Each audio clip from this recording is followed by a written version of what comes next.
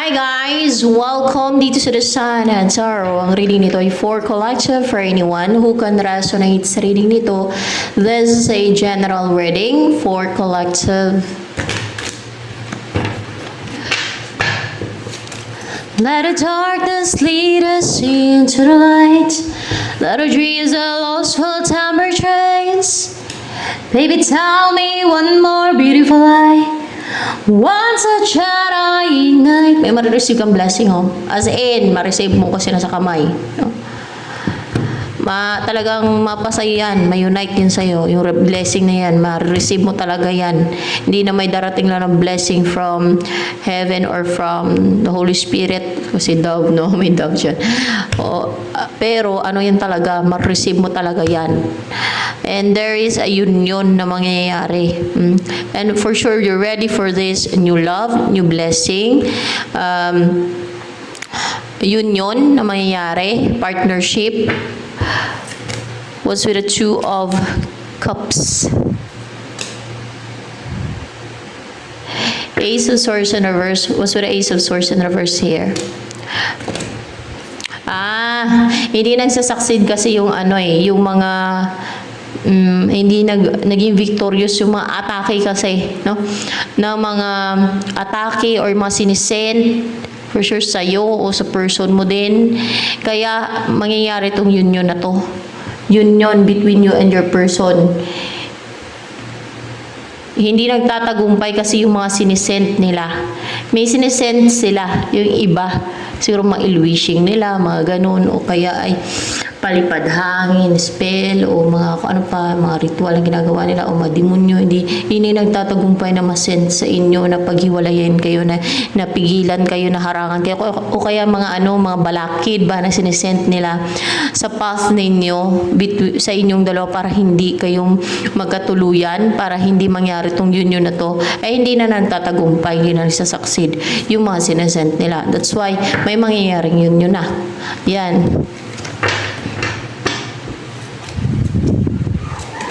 Ito naman.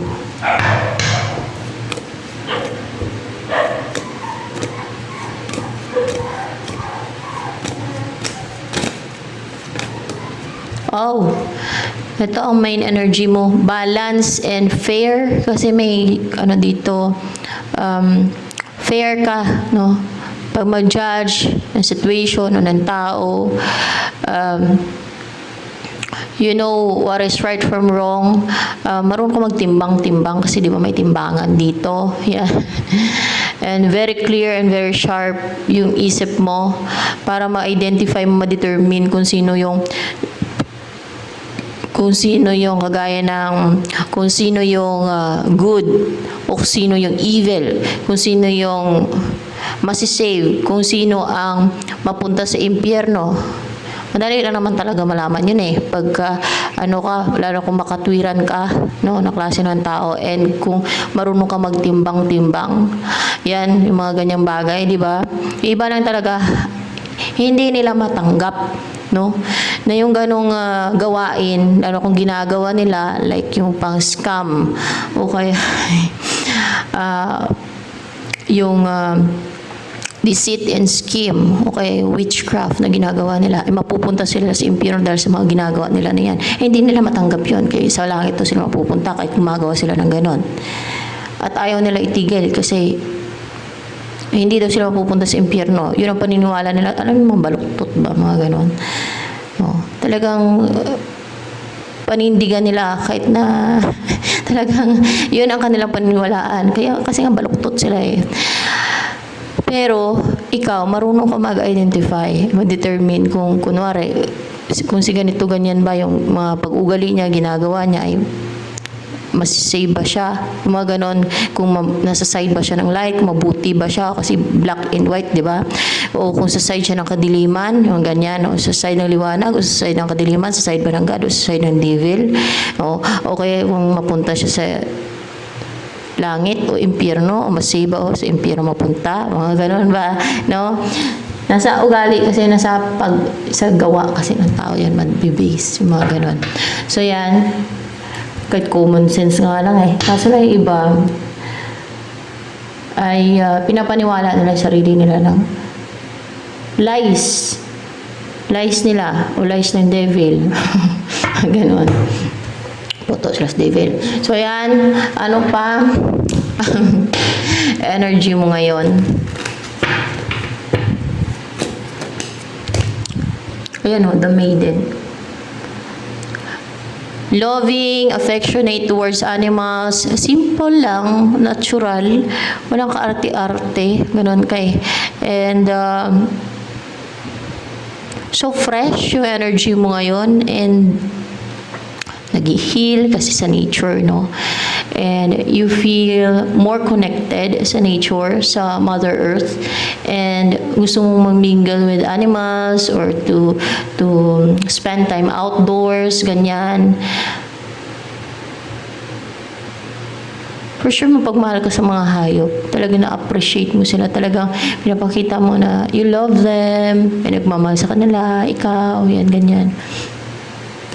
Yan, tingnan nyo, nakatingin sa rabbit na talagang pinapakita niya sa rabbit na talaga appreciated, no? Na-appreciate niya yung rabbit na talagang affectionate siya sa rabbit na talagang so special yung rabbit. Ganon yung maramdaman ng rabbit sa kanya, yung treatment niya sa rabbit, yung pagtrato niya sa animals. Yan, yung dito sa The Maiden. Ayan.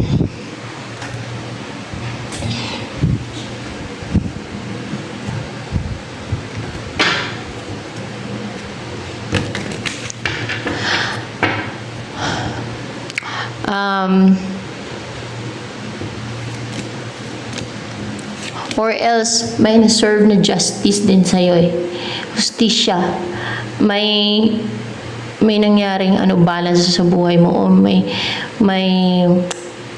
mga gumawa sa'yo ng evil or harm or deceit scheme na mahatulan kasi merong timbagan, parang justice, no? Parang justice card din yan eh. Parang ganun ba? Kasi may timbangan yan dyan. So, ano pa? Ang tungkol sa Ace of Cups na to, na ma-receive mo na blessing o na-receive mo na nga yan eh. Ito yun. Kung hindi mo pa na-receive, ma-receive mo na yan. Yung magkaroon ka ng peace of mind, yung peaceful yung isipan mo, tahimik yung isipan mo, makapag-heal ka, ma-heal ka, at makaiwas sa mga gulo, sa problema, sa makalayo ka na siguro sa situation, sa place, or problema, or anything na nagbibigay sa'yo ng problema at stress at kawalan ng peace and harmony. Makalayo ka na sa ganon. Yan ang blessing na yan. So, ano pa yung Ace of Cups na to na ma-receive mo? Yung hindi ka na stagnant o hindi ka na natatali sa isang situation o kung na-stagnant ka, no? O na-stagnant si person mo, kayo, yung connection ninyo, wala na yan, no? Makarecover na yan, makawala na yan, no? Mula sa pagkat parang natali ba, parang na-stagnant ba, no? And kung sa place na para natali kasi isang place yung na-stagnant, makakalayo ka na dyan. O situation man kung saan ka na-stagnant. Na hindi ka makaalis-alis sa problema, ganun. Makaalis ka na dyan, malayuan mo na yan, magkaroon ka na ng peace of mind. May peaceful yung isip mo. At mamuhay na ng tahimik. Malaking bagay yan. So ano pa, yung magkakaroon ng union sa inyo, anong tungkol dyan sa person na yan? Ano yung energy ng person na yan na magkakaroon ng union? Si Page of Pentacles in reverse. May pagka-immature pa to or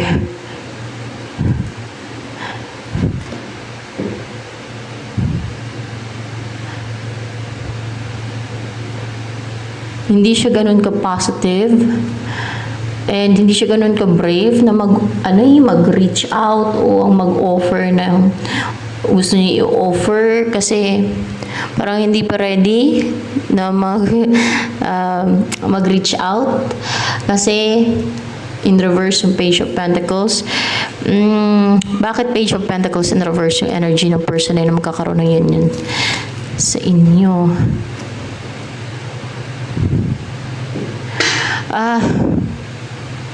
Para bang naapektuhan to ng parang namanipula yung isipan niya. Hindi siya ganun ka-strong mentally na yung may focus sa kung ano yung goal niya. Like kung mag-reach out sa'yo, lalo kilala ka na niyan, ay para na distracted yung isip niya or nadidistract siya na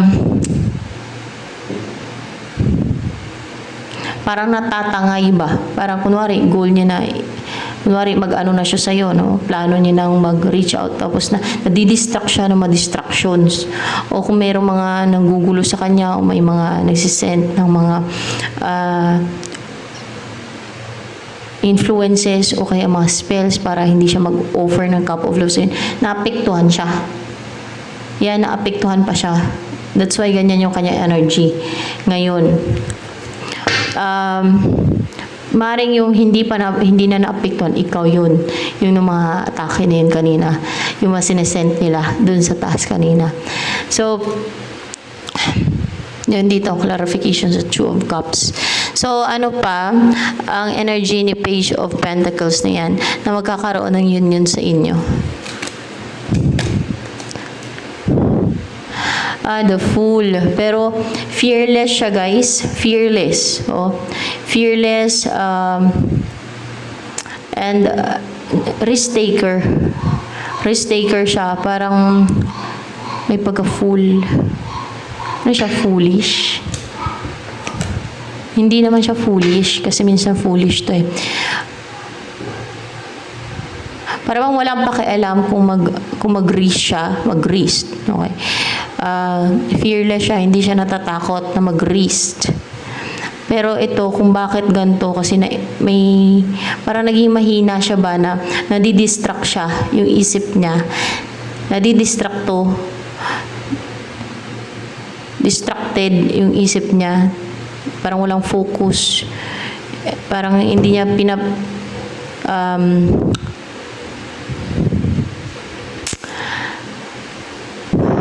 tinatatak sa isip niya, ito yung goal ko, ito yung dapat kong gawin. At hindi na mababali yun, hindi na pwedeng baliin yun, hindi na pwedeng ibahin, hindi na pwedeng matras. Ito, parang umaatras pa to pagkaganto eh. Parang nadidistract. Yan, distracted. Na-distract siya, no? Sa pag-offer niya sa'yo ng, kung ano man yung offer niya sa'yo, maybe it's a relationship talaga. Yan. Of course, it's a relationship, magkakaroon ng union sa inyo eh. Or maybe partnership, ganon. Ano intention sa'yo ni The Fool na yan?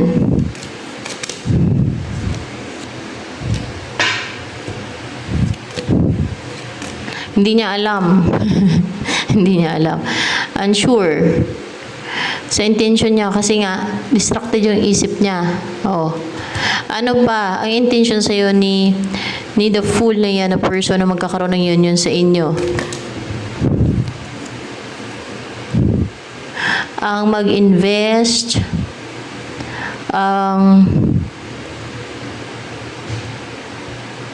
parang nakapiring yung mata niya. Distracted nga to, kaya in reverse to. Parang na-confused, unsure, parang na-influensyahan yung isip niya, kaya yun ang napastuck sa kanya, kung na-stuck to eh. Yan. Ang mag-invest sa'yo, ang maging giving, ang maging generous, ang maging komportable siya and positive and yung hindi mahiyain na mag-message sa'yo kasi may ibon dito na kontakin ka, pero parang distracted pa to ngayon eh. Itong si person mo. Ngayon, parang natatangay pa siya. Parang walang anchor, kung bagas bangka ba, natangay-tangay pa siya ng mga like spells and influences ng iba, mga illusion ng iba, naapektuhan pa siya, natatangay-tangay siya.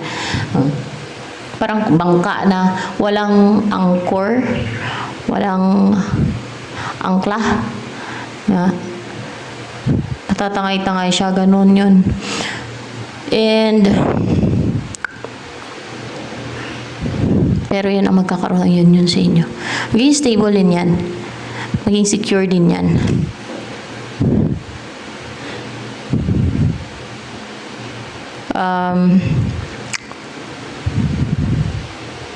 Ang ibaba niya yung pride niya. Yung wag siya maging pride o yung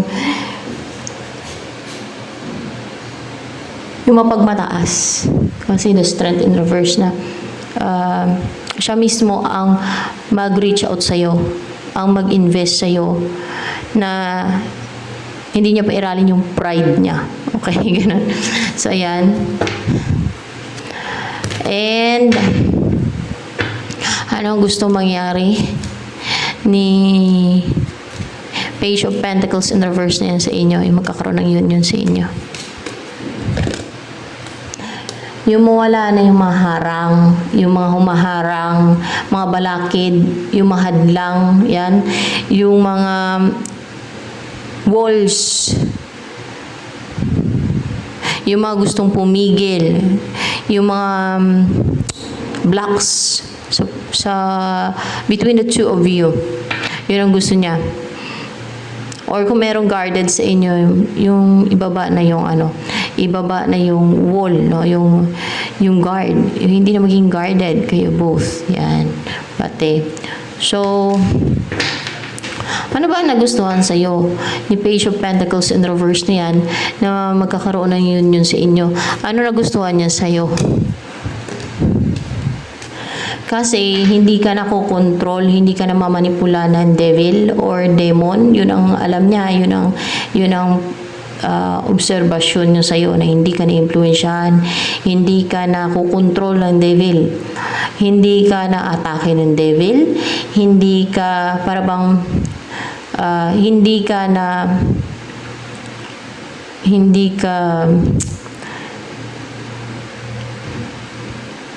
in a bandage, hindi ka nasusulsulan ng devil, hindi ka natitempt ng devil, o wala kang addiction.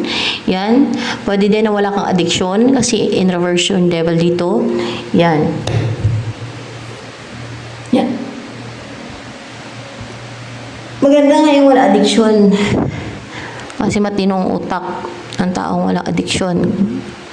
Di ba? Kasi kung kunwari addict sa drugs, ay talaga apektado yung utak niyan.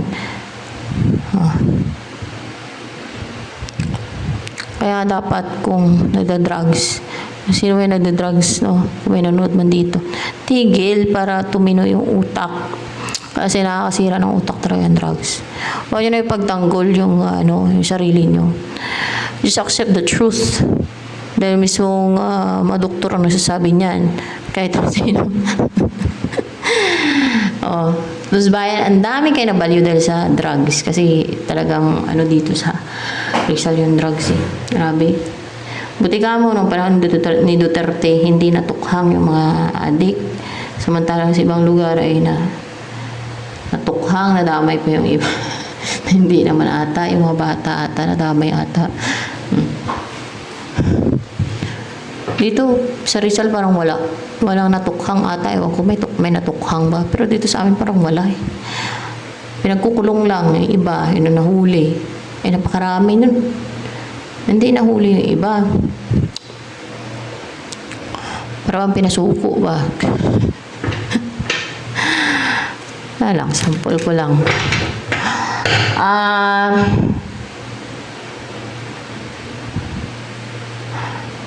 Kaso lang kung addict na, mahirapan na silang baguhin yung sarili nila. Pero sa tao pa rin yun eh. Ang tao may choice, no? Talagang hindi nakakabuti yung drugs na yan sa health ng tao at sa isip, sa utak ng tao. Kasi nga, at sa buhay niya din, lahat apektado.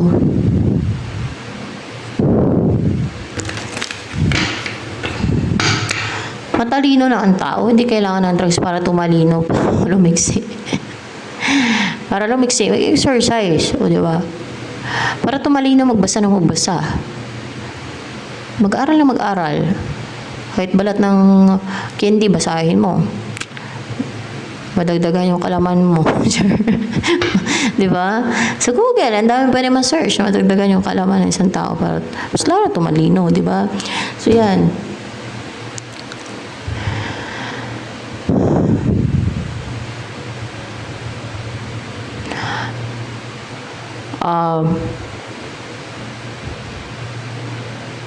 Ano kasi yan eh, lies ng devil na pag nag-drugs daw sila, ililiksi daw sila. Matalas na yung pakiramdam nila, yung isipan nila, no? Ayun, epekto ng drugs, pero ginagawa silang baliw.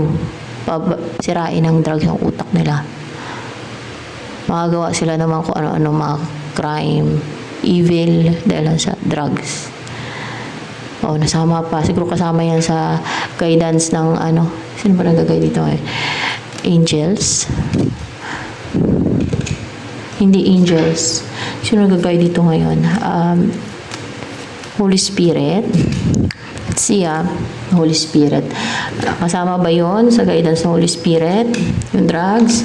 Kasama daw yun. O, para magkaroon ng ending, no? Sa kung sino manonood dito na gumagamit ng drugs, mga ganun, may addiction, ay makontrol yung sarili nyo para matapos na yan, no? Para mag-end. Pero nasa inyo pa rin yun, no? Nasa inyo pa rin yun. Ang tao may choice. Kung gumawa ng evil or good. Sa side ng evil o sa good. Alam niyo naman, hindi nakabubuti ang drugs.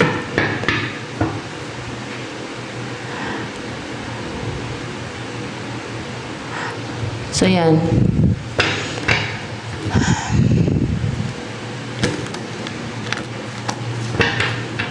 Holy Spirit, I need you.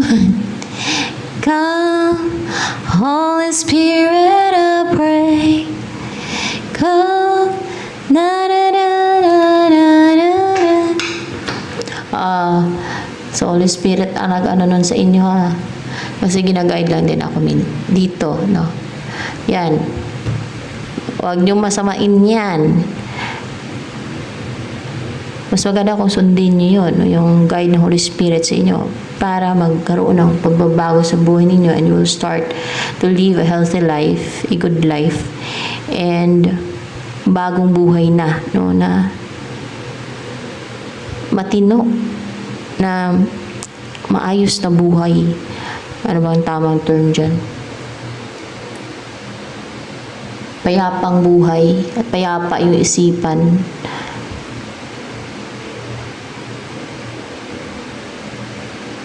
Hindi na under sa control ng drugs ng demonyo. Kasi sa demonyo yan eh. Yung mga addiction na yan, sa demonyo yan. Di ba?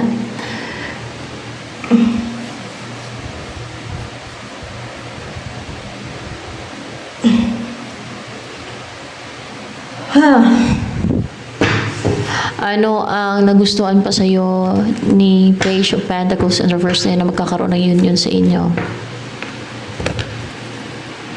Kasi your mind is sharp, your mind is clear. Makikita sa aura mo, sa personality mo, sa mga mata mo na you are so courageous. You know, kasi blue, di ba yung mata? And then, napaka-pure ng aura mo. At powerful. Yan talaga, powerful yung personality mo kasi dragon eh. And, di ba yung the most powerful na angels ng God ay mga seraphim, mga dragons yan. Mga bubuga ng apoy, pero they can shifting. Yung nagsi-shifting sila. Pwede din naman nilang gayahin yung kahit na anong anyo, kahit na humanoid na, kagaya ng angel na humanoid. Pero yung real form nila ay dragon, yun ang alam ko.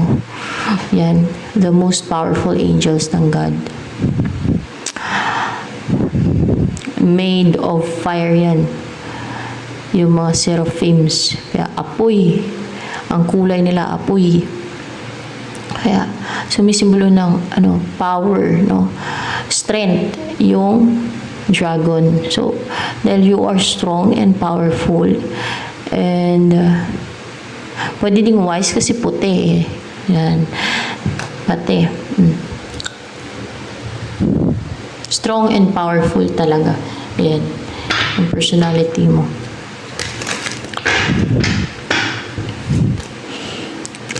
Ano yung nais sabihin sa iyo ni Page of Pentacles in reverse na yun na magkakaroon ng union sa inyong dalawa?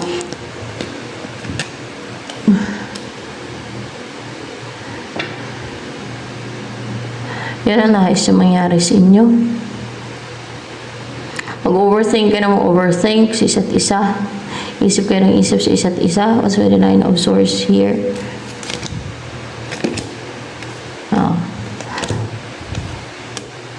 Yun na nga, mag-overthink ka na mag-overthink sa isa't isa na talagang attracted kayo sa isa't isa. O ikaw to mag-overthink na overthink sa kanya na attracted ka sa kanya. Na hindi ka makaget over sa kanya, na hindi mo ma-resist. No?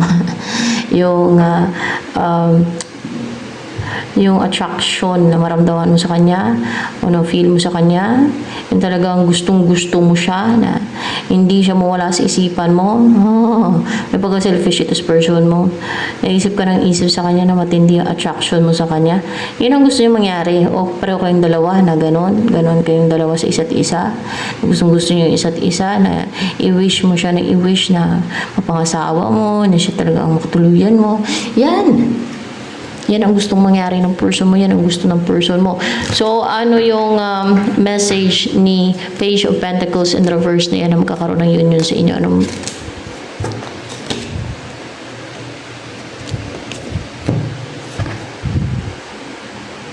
Hindi na daw siya yung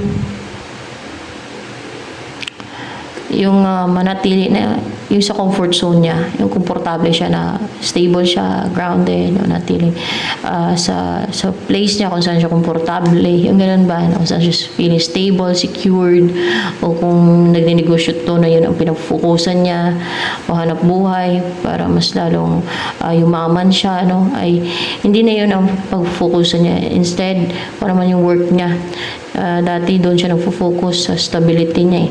Ngayon, ang focus niya ngayon ay to pursue you, ang mag-take ng action sa iyo, ang i-pursue ka o ang puntahan ka nito. Yan, no? Ang maging fiery, decisive, and positive na siya, and active sa pag-pursue sa iyo. Yan, ano yung